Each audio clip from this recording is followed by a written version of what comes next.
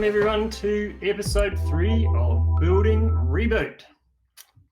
Today we are looking at advancing construction as we look at more of the nuts and bolts of how we can emerge from this lockdown, at least on a trajectory of becoming more intelligent, more agile, more resilient, and ready for change.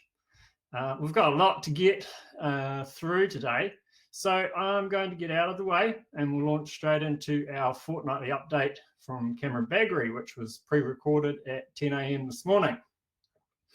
We've invested in these updates for you as we think it's critical that we keep our finger on the pulse as an industry.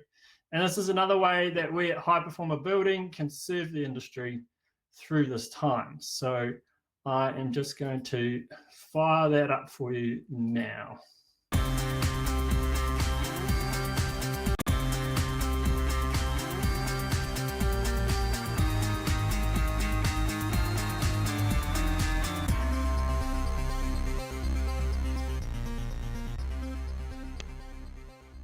Cameron Baggery speaking here. Just thought I'd give you a quick update, 4 to 5 key points in regard to what I'm seeing out there. Look, obviously some encouraging news in regard to what we're seeing in regard to infection rates, etc., which is waging the possibility that New Zealand might be able to dial things back a little bit.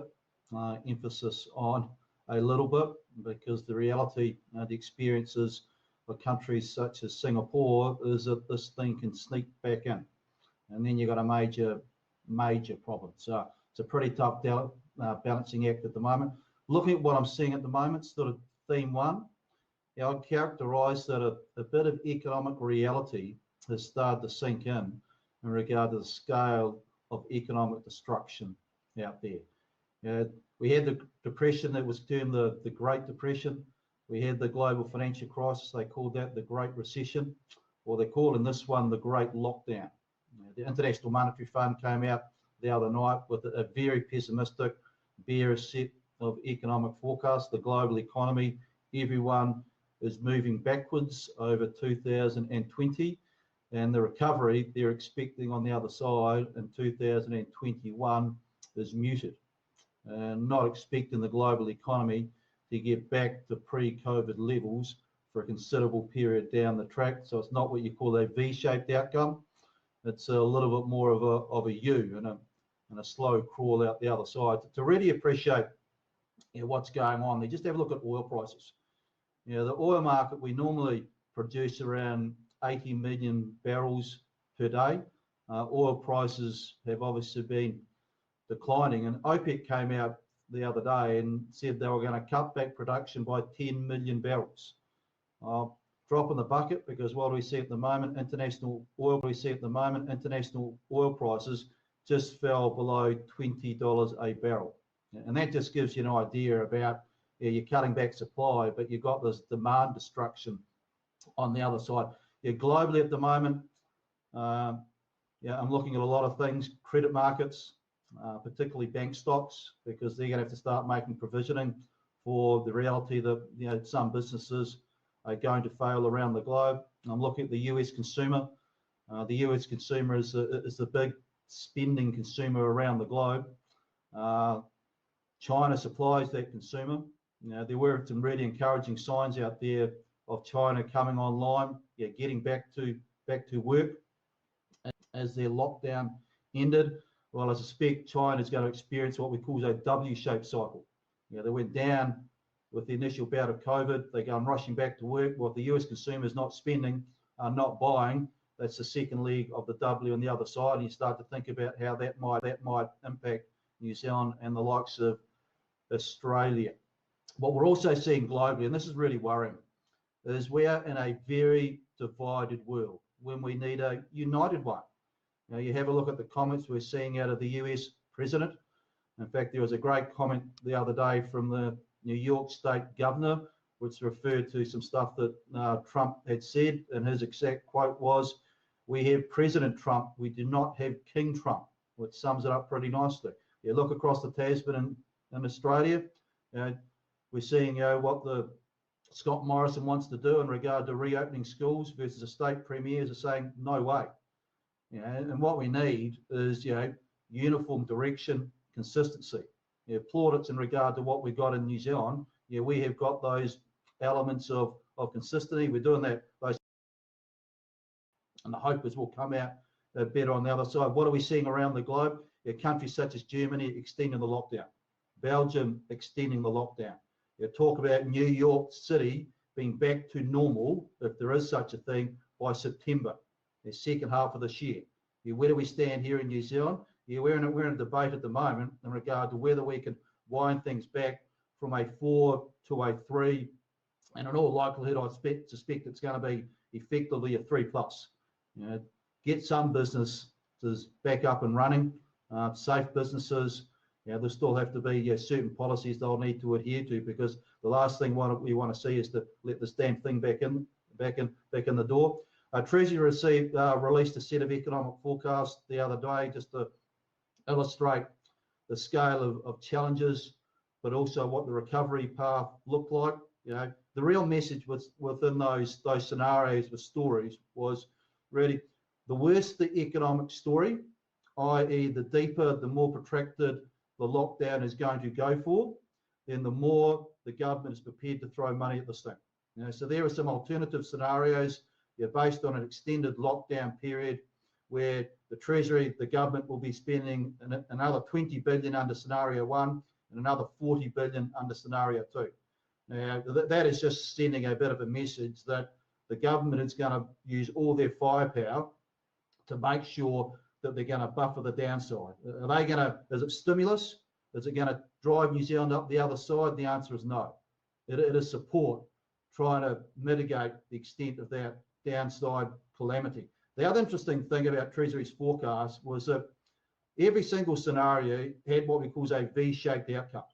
The economy got back to the same levels they were expecting the economy to be back in the half-year economic and fiscal update, which they released at the end of last year.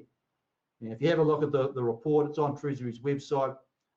Graphically, just eyeball them. We call it ocular least squares, OLS, an econometric sort of term, but just eyeball the things. And very sharp rebounds on the other side. Now, as I said within the earlier update, look, I'm a buyer of the story. We see a quasi-V, but it is a quasi-V. It is not a full V. There's going to be some really hard yards that are going to need to be done on the other side. Yes, we're going to turn back on the lights, but a lot of businesses are not going to be in operation. They're going to make that hard choice. A lot of sectors are going to face a real hard grind out the other side. And I guess what we're also starting to realise is the scale of challenge as we need to get the fiscal books back onto a firm footing at some stage down the track, because it looks like the combination of lost tax revenue and additional spending to support the economy, well, the government is going to be borrowing over the next 4 odd years an additional $100 billion. Now, that is absolutely eye-watering. Now, at some stage, we're going to have to restore some viability to the fiscal accounts. Now, that is going to involve some pretty tough decisions down the track. My personal view, preference in regard to what we need to do, and we talked about it last time, we've got to have a ruthless obsession with improving the economic performance across the New Zealand economy. Look, final point I just thought I'd comment on, it's just, COVID is a bit of a lightning rod to other thematics that were going on. The returns to capital, corporates versus labour, wages, housing at the epicentre of the debate between the young versus the old, stakeholder capitalism versus shareholder capitalism, the long game versus the short game. Encouragingly, I'm starting to see some really good stuff across New Zealand that we're broadly, I think, on the same planet. The Prime Minister calls it sort of kindness. I think a lot of it's, to be honest, just a lot of common sense. We're seeing big organisations being prepared to deploy those balance sheets to help out the broader economy. But what we're also seeing is some organisations that are not sort of playing ball. There's a big property trust, I won't name it, but they've been in the newspaper for the letters they've sent out to the tenants and the strong arm tactics they use. I'd encourage every business out there at the moment to think about the long game, not the short game. You think about what you can do if you've got balance sheet that can be deployed to help get the New Zealand economy through a pretty damn difficult time, but do the obvious test as well. And the test is the newspaper test. You look at the decisions you are taking and ask what they will look like if they made the front page of the newspaper. And you think about what that potential brand value could be or that brand damage could be. So good luck out there. I know it's tough times. We are starting to see some signs of turning the corner, but the economic data is still going to look pretty damn dark for another sort of 2 to 3 months. We got an initial batch the other day. Heavy traffic volumes for the month of March. Down about, light traffic volumes down about 30%. That was just March. They'll absolutely collapse. And April will see a largest record contraction in GDP we have ever seen. We'll see a bit of a bounce back in the second half of 2020, but 2021 and 2022, hard yards ahead.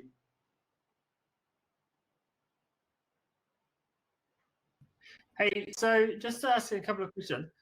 When you talk about government, borrowing all this money and trying to soften the blow, does that mean that means that we don't go as deep into the hole as far as we would, or is it simply that we're going to go there, it's just not going to feel quite as bad? No, well, if you look at the Treasury put a couple of forecasts, put some forecasts out there, and the forecasts had some scenarios where the government did not deploy their balance sheet to help the New Zealand economy out. Yeah. Well, what was the result of those scenarios? Bigger contractions in GDP and bigger rises in the unemployment rate. Now, the government, throwing another $20-40 billion into the equation does not turn a bad outcome into a good one. It just makes it less severe. It doesn't stop unemployment moving up. It just stops unemployment moving up to potentially in excess of 20%. Yeah.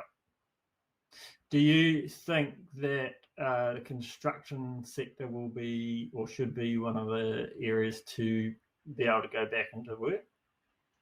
Yeah, I think construction's got the potential to go back to work, but of course, what are the rules? How is the operating model going to work in regard to social distancing? Yeah. What's the productivity going to be like across the sector? There's going to be some practical things that we need to think about. But if we can design parameters to make it work, the sooner we can get cash flow moving across this economy, the better. But it's got to be within a very pragmatic approach. Yeah, and that's on the sector to prove themselves, right? That they've thought about it and they've got the methods to do it, rather than wait for the government to think about it for them, right? Yeah, and you can bet your bottom dollar if you flout the rules and you don't play by the game, you'll get exposed on social media. Yeah, for irresponsible behaviour.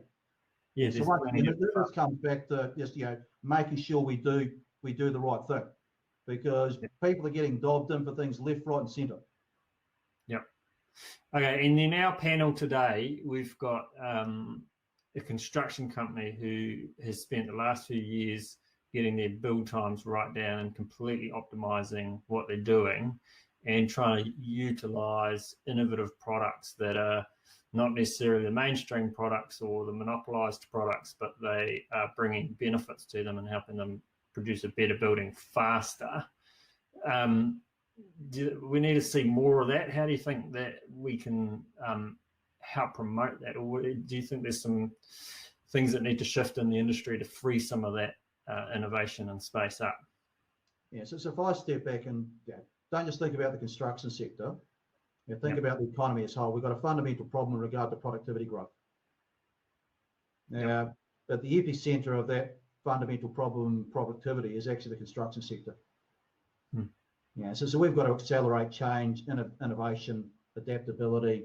There's a whole lot of stuff that's been going on. Because I have a look at it just through a very simple lens. The housing market is broken. If you look at house prices, median house price to income is 7. In Auckland, it's in excess of 9. The only way we get that back down, we've obviously got to chop the price of land, but we've got to be a lot more efficient and dynamic the production process. Yeah. If you need to go, then just let me know, because I realise we're over time. But what are your thoughts around some of the stuff Rod Jury's been saying around boosting or unlocking some construction stuff down in Queenstown, but also probably more importantly, his thoughts around eco or sustainable electricity production as New Zealand's big leading thing to carry us forward?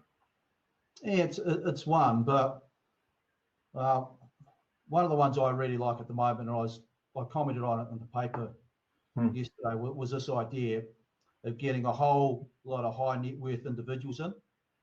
Yeah, I think they put the number out at 2,000. I think the number we were talking about was about 200. It wasn't 2,000.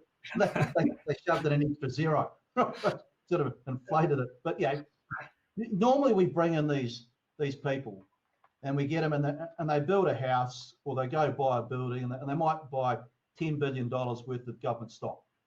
Yeah. Right?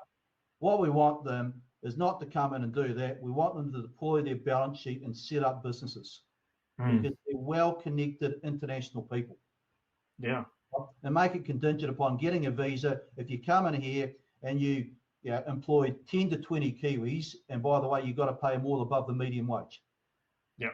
But bring their skill set in, bring their connectivity, and start to think about how we can, turbocharge New Zealand in a technology sense, which is not just about Silicon Valley. It's learning from international best practice in regard to what they do in other jurisdictions around the globe. And you sit there and think about what we could learn off the Germans. Appreciate that. Oh, hey, that's awesome, man. Appreciate that.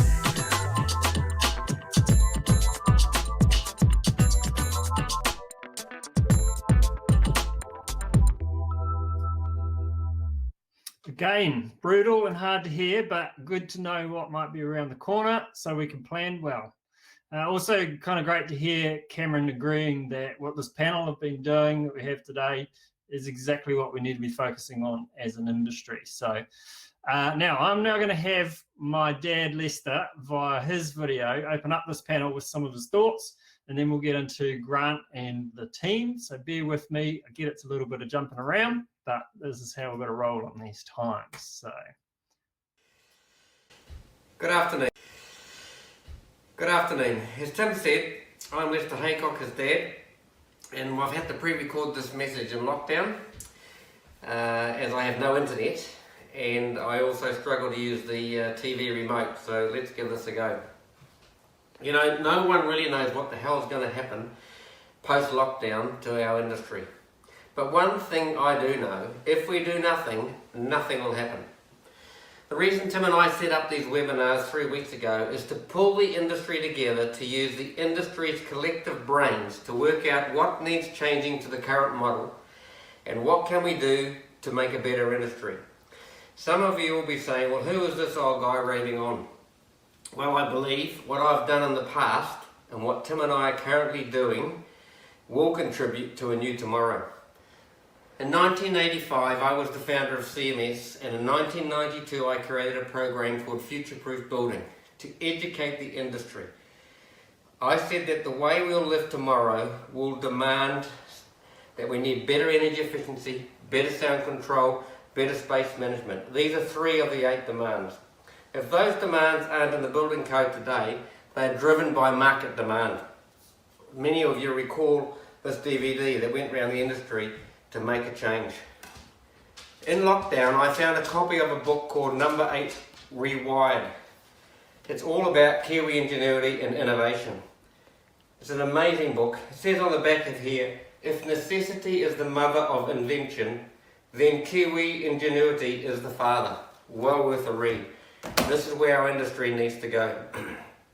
Our panel of Number 8 Wire Kiwis for the last 3 years have been looking at innovation, optimization and process to build faster and reduce costs. You may find it hard to believe that what they have done by adding the new to the old, not changing the old for the new, has made a huge difference. You will be impressed. The following challenges I've shared with our panel, and we agree that now is the time to reboot the industry as the current model is unsustainable and unaffordable. They say we have a housing shortage. Nonsense. We have a shortage of affordable construction at both ends of the scale for those who need basic shelter to own or rent, or those who can't afford to pay for a house that is now 9 times the cost of the average New Zealand wage. Now, there's never been a better time to come together and challenge the following. Costly asks covering inconsistent consenting processes designed to shift liability, hijacked by health and safety, monopolies inconsistent to other countries with similar climate and seismic issues. The RMA Act in its current form is costing us time and crippling growth. Every government makes election promises and they do little, very little.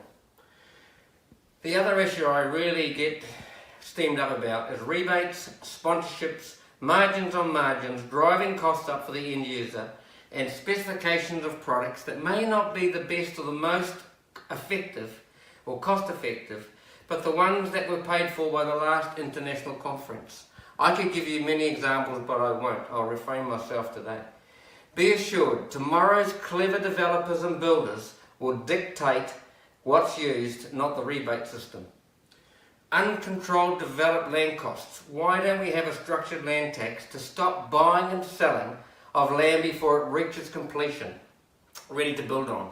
Sometimes sections for sale for 60% more than the original developer sold it for.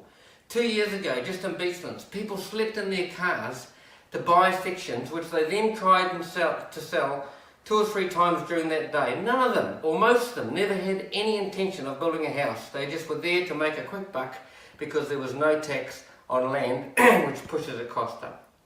We'll cover off some of these topics in later webinars and podcasts, but today it's about our panel to see what they're doing better to build costs, to build better controlling costs. It's not about panelization. It's not about factory-built houses. It's not about imported kits. So before I go, join us in these challenges. Let's address the changes that I've just touched on above. Let's think about process, innovation, optimization to build faster, more efficiently and greener. What will tomorrow's homes or workplaces look like as more Kiwis work and learn from home with less income? Our panel is driven by Grant Miller of Precision Construction, with his team of consultants, Alvin, the co-founder of Young & Richards, and Jean from Kirk Roberts, a leading engineer. These number 8 wise thinkers understand the need for a point of difference and clearly see the high performer building program Tim and I have developed as a contributor to Grant's process. Jump online and have a look at this book, have a look at what we're doing, because we need to start to damn well think differently.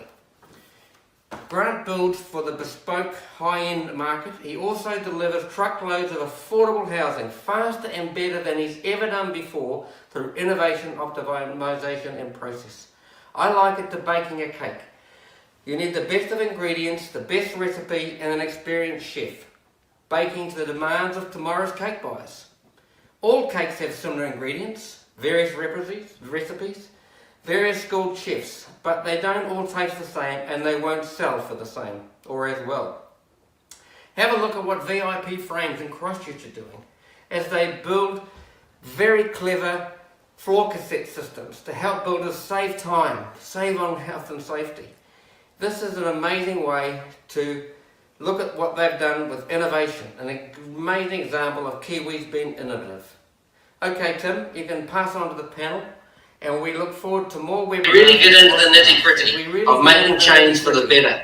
Send your ideas in and let's do it together. Thanks for listening. Thanks for listening.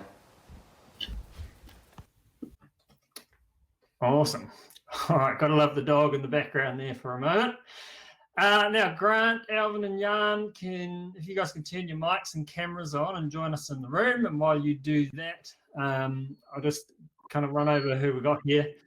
So we've got a panel today because if we don't go across all the disciplines within the industry, then we'll find ourselves in the same position in another 10, 15 years with the same problems we have today. So on that note, I'm just going to turn my camera off, guys, so that you can see everybody. I've got a bird or something in the background going crazy. That's my parrot. I'm locked down with a parrot. Okay, so we've got Alvin. Alvin, you can give yourself away. Co-founder of Young and Richards Architecture, Grant Miller, owner of Precision Construction, and Jan Yoba, Auckland area manager for Kirk Roberts. These three have successfully done what we're talking about here by collaborating from the outset, with a clean slate and a willingness to challenge any assumptions of why or how we do things that we've always done, and truly look for alternative solutions that generate a better income ideally as well. While all three are innovative thinkings in their own right, their journey together was really initiated by Grant, who brought everyone to the table to start fresh and work towards a common goal. So, Grant, can you just give us a quick update on who you are, a bit about Precision Construction and a bit of your history, mate? Okay, good afternoon, everyone. My name's Grant, obviously, founder of Precision Construction. I've been working in the industry for 48 years. It shows, I know. We've been specialising in the last 25 years in very high-end bespoke construction. The type of briefs we get are we'd like super yacht quality on our house. So that's what we've been doing for the last 25 years. But about 5 years ago, we were invited to do a joint venture in some affordable housing. Initially, I didn't think our skills would transfer very well to that sector because I thought we'd be too expensive, to be honest. But turns out that the precise procurement, programming, QA skills required in high-end construction actually adapted really well to building affordable homes, and it turns out we were very competitive, fast at building, and also maintained a higher level of quality than one might expect in affordable housing. So then about 5 years ago, I was invited by a developer actually who wanted a build partner who had some expertise in optimized construction. I'd been thinking about the concept for many, many years.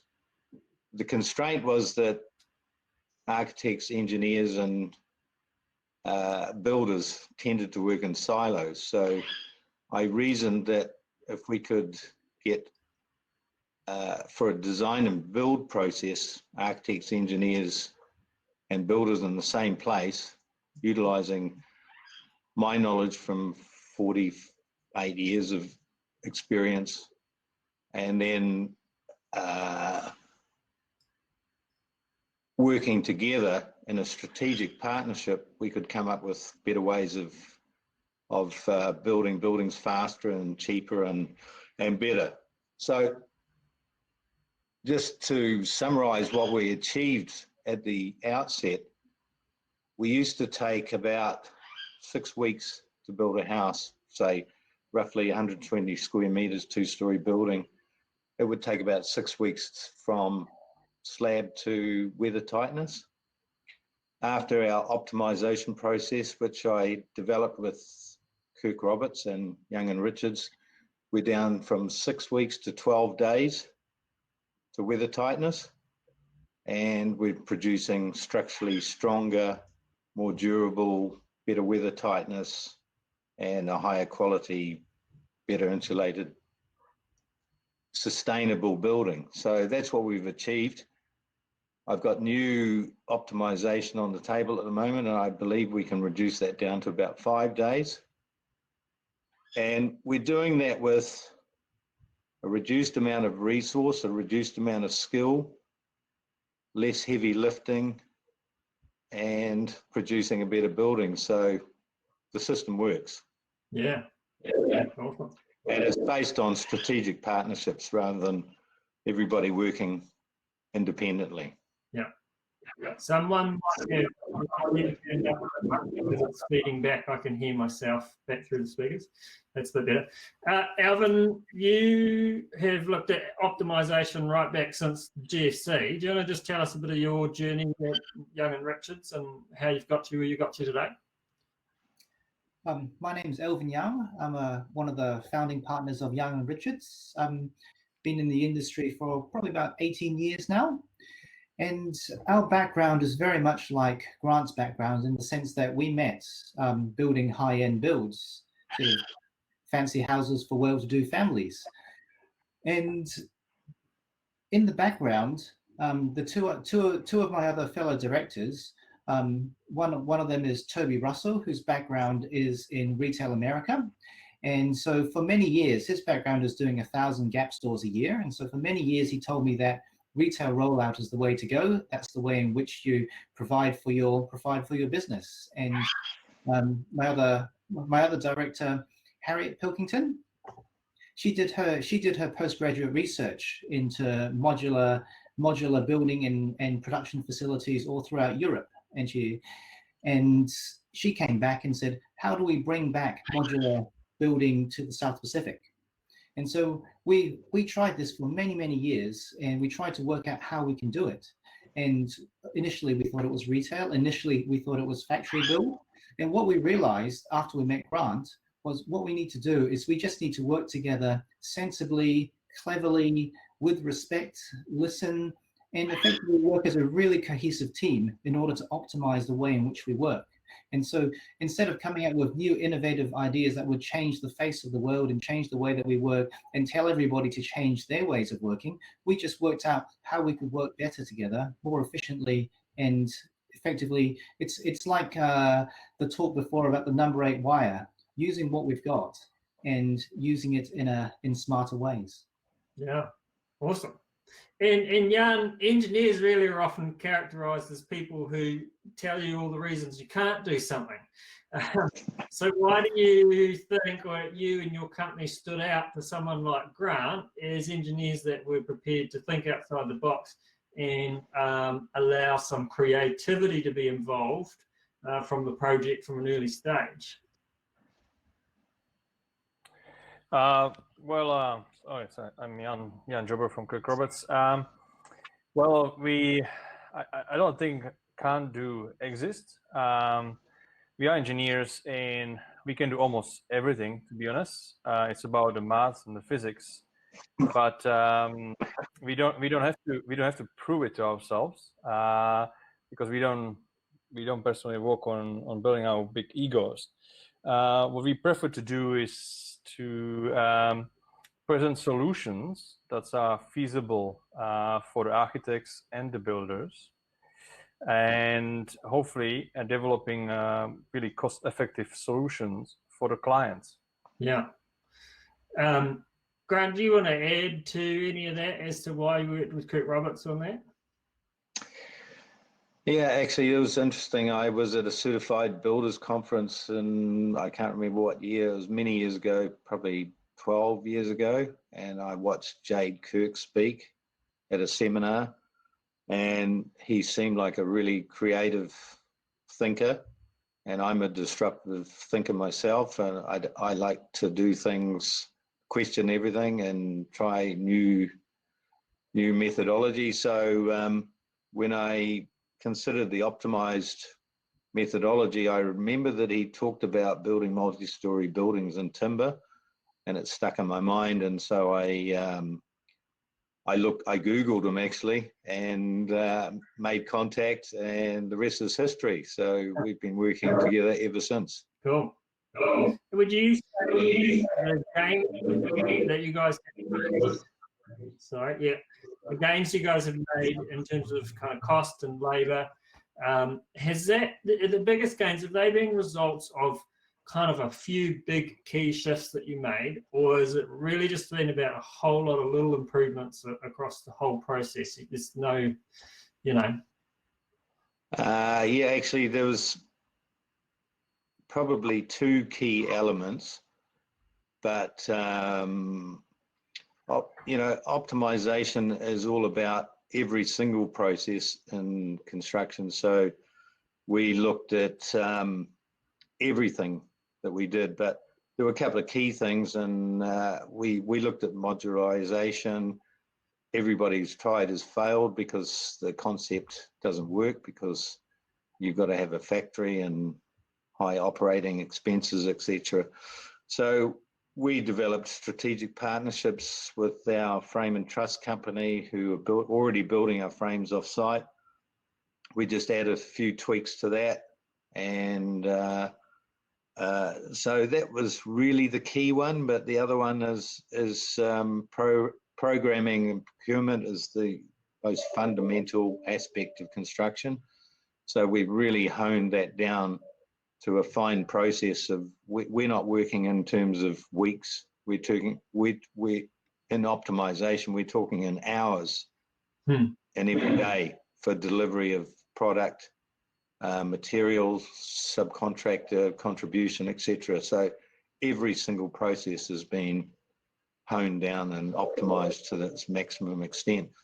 When you look at construction, 80% of the cost is materials and subcontractors. So I reasoned that we couldn't optimize that anymore, because we already had really great buying power with all our suppliers, and we've got good relationships with our subcontractors. So the object of optimized construction was to reduce the labor content, which we have reduced from, I think, from say 25% down to 14%. And that's results in reduced construction duration, and of course less cost, plus opportunity cost to build more houses at a faster rate. Yeah. Which of course is the name of the game in our few years, but then now it's still applicable in terms of use of resources and what we're doing going forward too.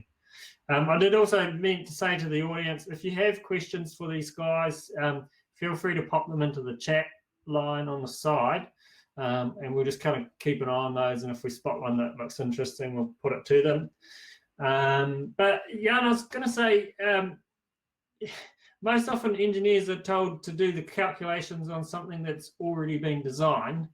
So how's it been different working with these two, with Alvin and Grant? Well, completely different. Look, I think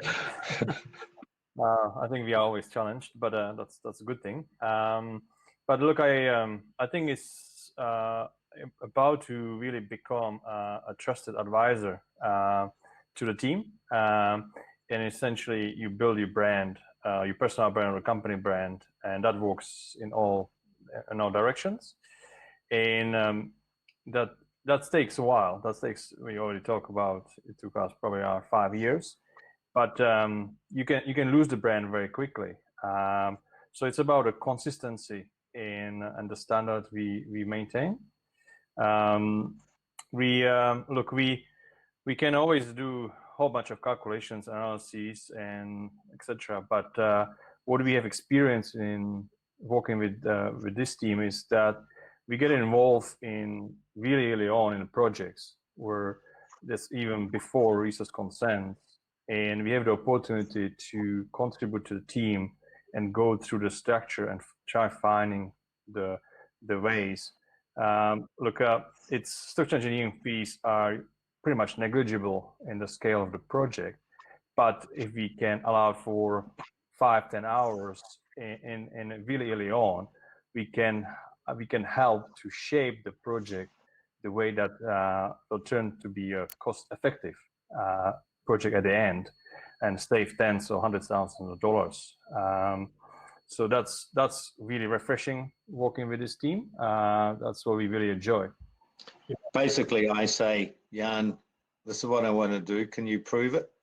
And you usually do. Yeah, there's sort of how do you avoid over-engineering? I see that we talked a lot about that, and there's a question in the feed there about over-engineering, which is a classic thing, which it normally comes down to missing information, right? And so then having to over-engineer to cover your ass. But how have you guys dealt with that? well, first of all, Grant doesn't allow us to over-engineer. That's the first thing. He knows exactly what it needs to be. But look, well, we because we work very closely with each other, we got an opportunity to ask all the questions and gather information early on. We are not trying to add factor on a factor on a factor. We really go back to gather the right information. Gather information can take even 10-15% of our time, but it definitely pays off. It's interesting because normally both Alvin and Grant, if you're doing high-end stuff, you know, the pressure to push on this side of things in terms of, you know, worrying about not over-engineering and things like that. If you're building a high-end house, over-engineering is probably less of a concern, but all of a sudden it comes to the forefront. But Alvin, I want to jump to you for a sec. From a design perspective, how do you maintain quality design whilst you're chasing all these kind of cost-efficient optimization techniques? Well, I guess the main thing is that you turn design on its head. And so you turn the orientation of how you're designing on its head. And so design is something that can occur at every level. And it's not, so if you take the orientation of you design the building, and then after that you ask Jan to populate it with structure and then Grant to build it, there's no optimization, and there's a high chance that you may lose the design through value engineering through the process. However, if you turn it on its head and say, hey, let's design together as a team, let's treat design as something that operates at every single level, design as a fully integrated part of the process, you end up, it's almost impossible to lose the design at that point, because the design is intrinsic in the nature in which the project comes together. It almost becomes an element which, I guess the approach that we're taking almost becomes a system where you can guarantee that the design is actually carried through to the end because it's an intrinsic part of the project. Yeah. Now, I know from our end with the suppliers, but there's a question in there about, have you guys heard anything about any supply issues in terms of your preferred materials and things like that because of COVID-19? Grant, have you guys been calling suppliers, or I would have suspected whatever they had going into it is still there and ready to go? Or yeah, look, we started that process when the alert level was raised. What's that, almost 4 weeks ago now, and we actually pre-ordered and purchased product and booked in material for the next 6 months. So we're, you know, as Jacinda said, we're shovel ready to start on hopefully next week, yeah. The 23rd. Another question here, Grant. Are you saying that all your builds effectively become SED, specifically engineered, as opposed to 3604? Oh, absolutely.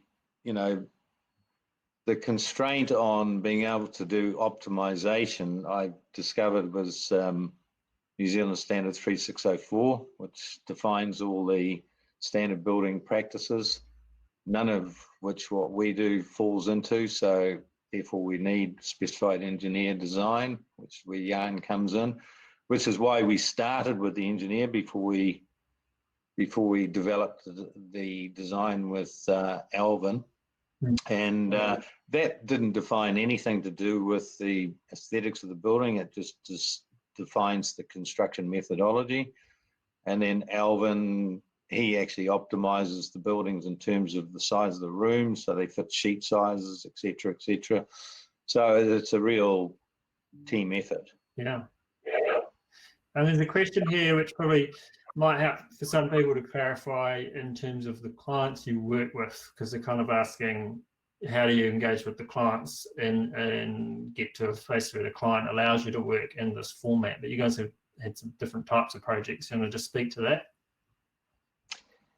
Yeah, look, we're very lucky in my company. We've been around for a long time. So we do have a lot of early contractor engagement. So typically we're invited to do a project, whether it's at the high end or in the affordable housing sector. And we, in the affordable housing, we design and build all the projects, so we have total control on that. And the high-end projects, we are invited to work in early contractor engagement, advising on certain methodology and processes to obviously reduce costs for the client. And so to a large extent, we're in the enviable position of being able to dictate the terms, which makes it very easy. Yeah. Which, one could look there and say that, it's good for them, but what about the rest of us? But what's awesome is that this has allowed you guys to forge a way of working and prove that it can be done, right? Yeah, absolutely. And in every relationship, there has to be equitable parity, which means there's a fair exchange of value. And our clients tend to recognize that we're providing a great service at a fair and reasonable value. Whereas in the past, construction was governed by consumer-driven competitive tendering, where the lowest price was conforming rather than the best value. Brownie, now, have you got any thoughts in terms of speeding up the pre-construction admin, specifically the resource and building consent process, while maintaining rigor and discipline? I couldn't comment on that, but maybe Alvin could jump in there. Or the parrot. Or the parrot. Yeah. No, we treat. I don't deal with pre-construction, so I can't really comment on that. Alvin. Yeah, we treat pre-construction just like we treat the building consent process, where we put together the best team we can possibly find. And I suppose what I say to a lot of our clients is I say it's like playing a good game of poker. You get all your chips and you put them on the table. If you don't want to put any chips on the table, it's really hard to play. But if you want to play properly, get the right people, listen to each other, respect each other, work together as a great team, work out where all your consent risks are. And usually works out fine.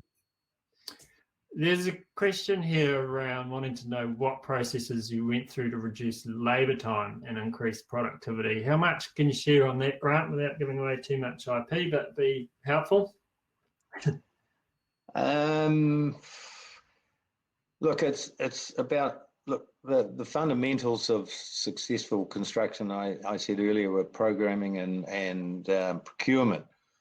And the fundamental of successful building is the people that are going to, the first rule of project management is that people doing the work must plan the work. So we engage our project manager, our site manager, and site foreman to create a program which is based on a template for optimized construction. And so they buy into that process. And then fundamentally, procurement is a huge part of it, because for example, previously we used to build a building and then we'd have a window manufacturer come on site and measure the windows, and then 10 days later the windows would turn up. So what we developed with Young and Richards is that they would produce from the drawings a schedule of windows which defines the sizes, and we'd have the windows made in advance. So the moment the building is up, the windows would go in.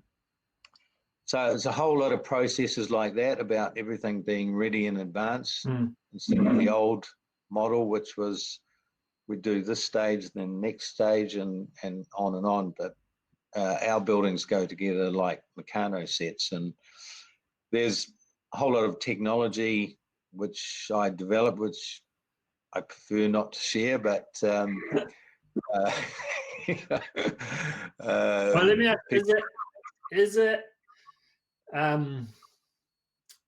is it transferable, and what does it take for other people to go on the journey themselves and get there themselves?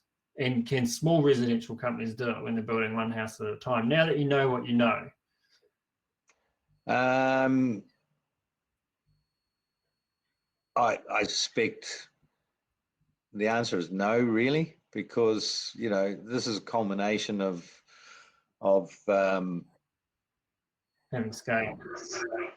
Well, it's not scale. You could do it as a small builder for sure, but you'd need the knowledge in advance, and unfortunately, it takes a long time to accumulate the knowledge, and then it takes developing strategic partnerships with suppliers and subcontractors. One of our policies, for instance, we pay everyone on time. We don't take any retentions, which is against most practices of most construction companies. Therefore, you get better service and you get better loyalty and you get people wanting to prioritize your work. You can't do that if you just started out a small construction company. Yeah. And you just can't have the knowledge. I mean, tell them to come to me. I'll sell it to them. Cost a fortune. So look, there's definitely indications and murmurings. There's just, and it looks attractive, but you do keep hearing the government hinting towards off-site manufacturing. Everybody gets pretty excited. At a glance, it looks like maybe the magic bullet, and the technology that'll solve all technology. But like you say, they're doing the same thing, but they're building it in a building and then moving it to the site. Why do you not think that that's maybe where we need to be heading? And do you have some benchmarking in terms of the timeframes you guys are working with compared to what they're doing in factories? Oh, absolutely. We did a lot of research on this 5 years ago when we started the first multiple housing project, affordable housing that we did, and I looked into modularization. Every company that tried failed, but I just approached it with simple builder's logic and number 8 stuff and said, well, hang on a minute, if you manufacture in a factory, you've got to buy a factory, you've got to have the machinery, and there's huge overhead costs and operating expenses to do that. And then you get to the site and you put up a building in 10 days and everyone's super impressed, but the reality is it took 6 weeks off site and less time on site. So I developed a hybrid of that, if you like, where we don't use any extra resource. We don't need a factory. All we need is a partnership with a frame and truss manufacturer who already have a factory, so it costs us nothing extra.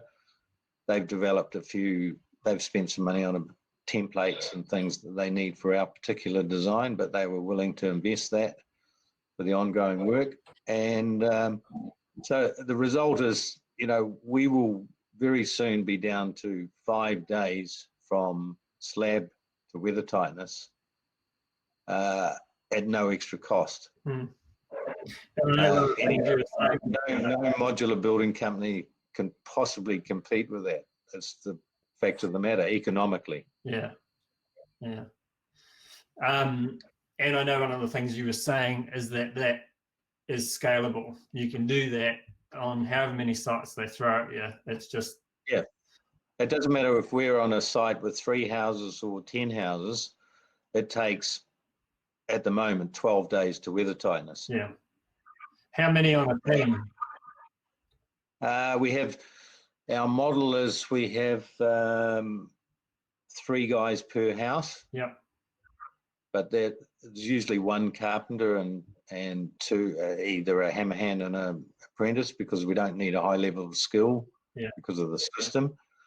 So there's 3 per house, but they go up and, all the frames are up in 2 days. So it's a completely different model. We're not manually lifting frames either. So it's actually a benefit in terms of health and safety, because our guys aren't lifting heavy frames, etc. So the guys are actually enjoying it more. Plus, they see huge amount of productivity in it, and that engenders a high level of morale on sites as well, because they love seeing houses go up fast. So it kind of sounds like if people are serious about doing some of this, that it's worth them going and talking to their frame and truss plant. And seeing how they can partner with them and get them. And of course, in the past, when everyone was flat out, frame and truss plants weren't too interested in doing too much extra because they had enough work as it was. But I suspect as we move forward, they might be more open to innovate their ways as well. Look, I know our particular frame and truss guys absolutely inundated, and they simply won't take on any more work. In fact, they prioritise their top companies that they work with, because companies they work with, they like working with, and they know they're going to get paid, etc., etc. So it's not as simple as going out. Some of these things take years of track record and loyalty to develop these relationships. So it can't be done overnight. Yep. Nor can optimized construction methodology. It takes years. You're battling the council, you're battling brands, you're battling code marks. That's why, Jan is there down the bottom, verifying that everything we're doing is structurally sound. Probably a question for each of you, if you can think in terms of the experience that you've had. But what are some of the things that you looked at doing and decided not to do? Main one for us was cassette floors. We were trying to develop a good system for that, but we haven't come up with a system yet that is economic and fast enough for us to change from our system that we're already using, which is not a typical system. It's one that we developed, which is pretty fast. We put our floors in about a day in each house. I figure if we could drop in a cassette floor, it might save us 4 hours, which is valuable, but not a game changer for the extra cost. Yeah. What about Alvin? What were things that you guys had to look at doing and then didn't do? Well, in terms of the actual methodology for construction, we've actually invested huge amounts of time. We've probably tried every single thing you can possibly try. As Jan and Grant will remember some of the initial projects where we've modeled a structural and architectural and building system sort of 10 times over. In terms of the processes within the office, they're all highly structured, and because we have to make sure that we do exactly what Grant does on site within the office, and so everything is time-based, modular, systemized, libraries, QA, and the rest. Probably the thing that we would have liked to have had at the outset would have been to not have to develop it all ourselves on our own backs, but to be perhaps paid for some of it. But the outcome's been great. Yeah, you got the same problem, mate. No, cry me a river, Alvin. No, it's obviously there's a lot of R&D, and being an innovative company and progressive company, we really enjoyed working with with Precision and Young and Richards. So we don't mind to put extra effort into that. What didn't work for us was in terms of, obviously we sell time and knowledge. What didn't work is to change the people on a precision construction jobs too often. What we learned from there is you really need to keep consistent team working for that client, because although it's already developed and it's innovative process, there is still ongoing innovation and improvement every single time. So what really helps is to have the same team working for the same client or the same type of construction, same architects, same builders, etc. Yeah. So yeah, we have learned a lesson. Okay, can you guys speak to, and I know, Alvin, we talked a bit about this the other day, but what do you think are some of the key issues with the Kiwi psyche and expectations around housing that make it difficult to innovate and optimize? I guess our conversation the other day was about the fact that in New Zealand, almost all housing is customized, even group housing is customized. And so unless you can orientate yourself to mass customization rather than industrialized production, which is much harder, it's difficult to get the same sort of systems and economies in place. Yeah. Okay, well, we are getting close to time, but I would ask, I get that there's reluctance. I think maybe each of you, if you could just kind of give one parting thought to, we've got a whole lot of architects and builders who are tuned in. What's one bit of advice that you would say, go away and start with this, do this? I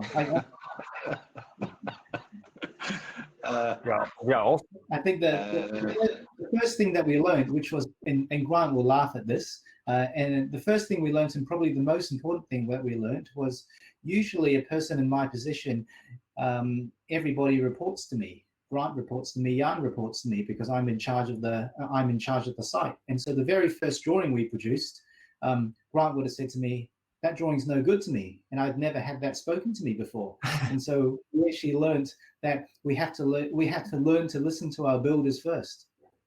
Huh. No, good call, Alan. I was thinking about it while you were talking, and